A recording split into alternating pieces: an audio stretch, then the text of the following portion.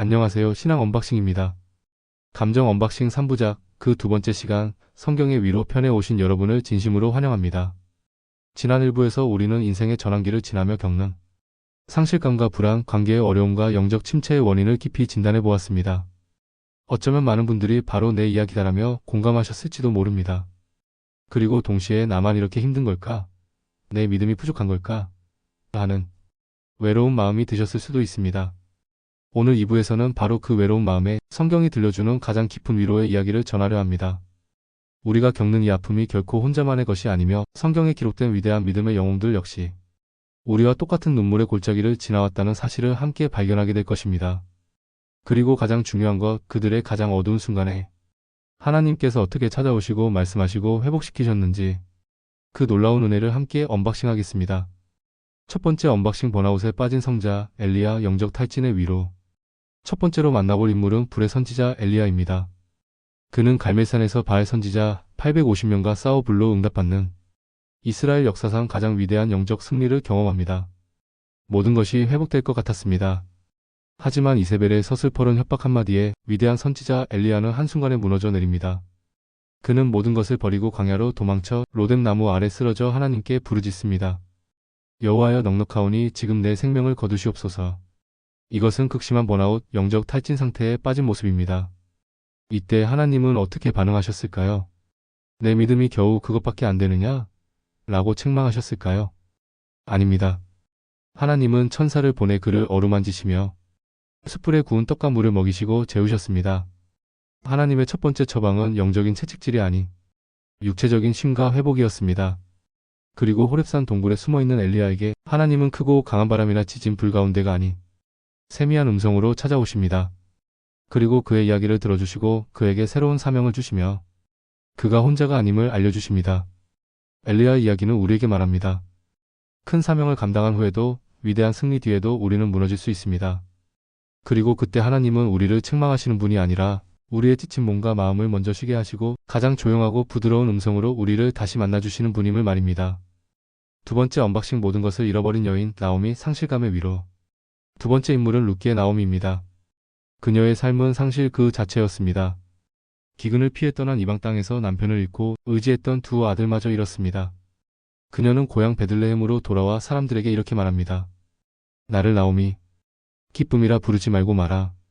괴로움이라 부르라. 내가 풍족하게 나갔더니 여호와께서 내게 비어 돌아오게 하셨느니라.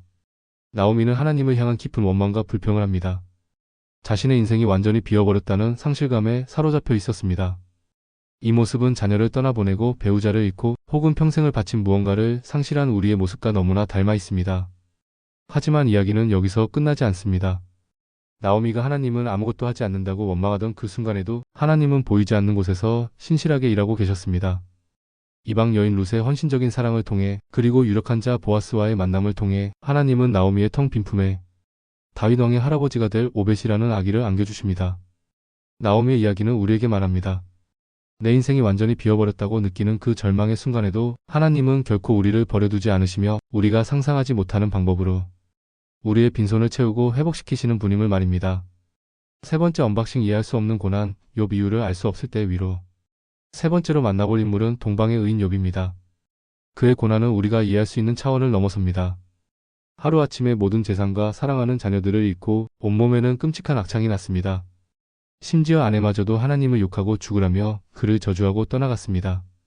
이 모습은 이유를 알 수 없는 질병, 갑작스러운 사고, 억울한 실패 등 우리가 인생에서 마주하는 왜? 라는 질문에 대한 가장 근본적인 고통을 대변합니다. 내가 뭘 그렇게 잘못했기에 이런 일이 일어납니까? 욥의 세 친구가 찾아와 그를 위로하려 하지만 그들의 위로는 결국 내가 죄를 지었기 때문이야. 회개라는 인과응보적인 정죄로 변질됩니다. 그들의 말은 욥에게 아무런 위로가 되지 못했습니다. 오히려 욥은 그들과 변론하며 자신의 의로움을 주장하고 침묵하시는 하나님을 향해 더욱 처절하게 부르짖습니다. 이때 하나님은 어떻게 반응하셨을까요? 마침내 폭풍우 가운데 나타나신 하나님은 욥의 왜? 라는 질문에 직접적으로 대답해주지 않으십니다. 내가 고난받는 이유는 사실 사탄과의 내기 때문이었단다 라고 설명하지 않으시죠. 대신 하나님은 천지를 창조하신 당신의 광대하심과 지혜에 대해 질문하십니다. 내가 땅에 기초를 놓을 때에 내가 어디 있었느냐? 내가 바다의 샘에 들어가 보았느냐? 이것은 욥을 무시하시는 것이 아니라 인간의 유한한 지혜로는 결코 하나님의 크고 높으신 뜻을 다 이해할 수 없다는 것을 깨닫게 하시는 과정이었습니다. 욥은 자신의 고난의 이유를 알게 되지는 못했지만 고난의 한가운데서 하나님 자신을 직접 만나는 경험을 통해 모든 의문을 내려놓고 회개하며 이렇게 고백합니다. 내가 주께 대하여 귀로 듣기만 하였사오나 이제는 눈으로 주를 배움나이다. 욥의 이야기는 우리에게 말합니다. 때로 하나님은 우리 고난의 이유를 설명해주지 않으실 수 있습니다. 하지만 하나님은 그 고난의 한가운데에 있는 우리를 외면하지 않으시고 대답이 아닌 하나님 당신의 존재 자체로 우리를 만나주십니다. 고난의 이유를 아는 것보다 더 큰 위로는 그 고난 속에서 전능하신 하나님이 나와 함께 하심을 경험하는 것입니다. 네 번째, 언박싱. 약함 속에 머문 사도 바울. 약함을 통한 위로. 마지막으로 만나볼 인물은 위대한 사도 바울입니다. 그는 부활하신 예수님을 직접 만났고 3층천에 올라가는 신비한 체험을 했으며 수많은 교회를 세운 위대한 복음 전도자였습니다. 하지만 그런 그에게도 평생을 괴롭히는 해결되지 않는 문제가 있었습니다. 바로 육체의 가시입니다. 이것이 간질이었다, 안질이었다, 혹은 다른 질병이었다 등 여러 추측이 있지만 중요한 것은 이것이 바울을 너무나 고통스럽게 했고 그의 사역을 방해하는 것처럼 느껴졌다는 것입니다. 바울은 이 문제를 해결해달라고 3번이나 간절히 하나님께 기도했습니다. 병든 자를 고치고 귀신을 쫓아냈던 능력의 사도였지만 정작 자신의 문제는 해결할 수 없었습니다. 이 간절한 기도에 하나님은 어떻게 응답하셨을까요? 가시를 뽑아주시지 않았습니다. 대신 이렇게 말씀하십니다. 내 은혜가 내게 족하도다. 이는 내 능력이 약한 데서 온전하여짐이라. 이것은 놀라운 역설의 진리입니다. 하나님의 능력은 우리의 강함이 아니라 오히려 우리의 약함을 통해 가장 완전하게 드러난다는 것입니다. 바울은 이 깨달음을 얻은 후에 오히려 자신의 여러 약한 것들을 자랑하게 됩니다. 자신이 약할 그때 곧 그리스도의 능력이 자신에게 머물기 때문이라는 것을 알았기 때문입니다. 바울의 이야기는 우리에게 말합니다. 우리가 겪는 만성적인 질병, 기질적인 약점, 혹은 평생 해결되지 않을 것 같은 가정의 문제가 하나님께서 내 기도를 듣지 않으신다는 증거가 아닐 수 있다는 것입니다. 오히려 하나님은 그 약함을 통해 우리가 교만하지 않게 하시고 더욱 하나님을 의지하게 하시며 그 약함 속에서 일하시는 하나님의 능력을 드러내는 통로로 사용하실 수 있습니다. 우리의 강함이 아닌 우리의 약함이야말로 하나님의 은혜가 머무는 가장 거룩한 자리가 될 수 있습니다. 오늘 우리는 엘리야의 탈진, 나오미의 상실, 욥의 고난, 바울의 약함을 언박싱했습니다. 그리고 그들의 가장 어두운 밤에 찾아오신 하나님의 위로를 보았습니다. 이 모든 이야기는 단 하나의 진실을 가리키고 있습니다. 바로 당신의 아픔은 혼자만의 것이 아니며 하나님은 당신의 눈물을 결코 외면하지 않으신다는 것입니다. 묵상을 위한 질문. 오늘 만난 4명의 인물 중 현재 나의 상황과 마음에 가장 와닿는 인물은 누구인가? 그 인물의 이야기 속에서 하나님은 지금 나에게 무엇을 말씀하고 계시는가?